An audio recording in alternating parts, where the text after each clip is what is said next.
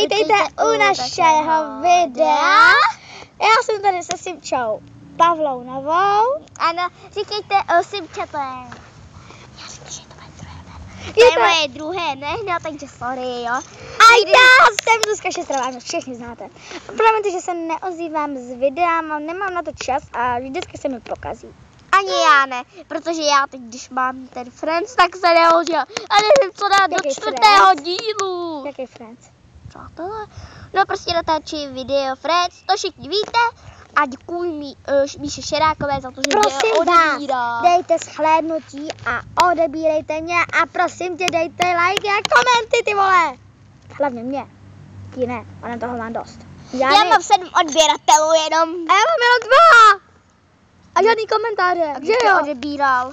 No asi ty a moje kamarádka, což jí nevím kdo. No a jsme venku. Krásný, že jo, mám tu hezky. No, tady je hezký. pajda a tady, tam je rozbitá lavička, ty vole, a tady je moje kolobrna. Nebo prostě, nej to zdraví. Ale ty nejsi zdravá. A samo. Já jsem to Hej, natáčíš sama sebe. No prostě, sorry. Au! Chceš v kameře vidět jenom ty, no. Uí.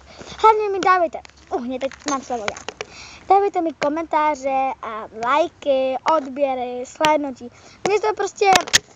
Mě to prostě baví a natáčet chci a Simča má toho dost a já nic. Pavla. Počkej. Vždycky mi pořád Simčo. To není prostě spravedlivý, chápete?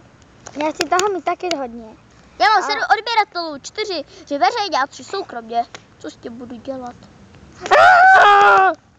Ale chápete, já nic nemám, žádný fandy a tak dále. Jenom já? Já jsem tvůj fanda. Jo, jsi můj fanda, ty vole. Emus, prostě, zpívá to zdraví. A tady je velký barák. Krása, co? Krása. Tam bydlí naše Míše Bakulová.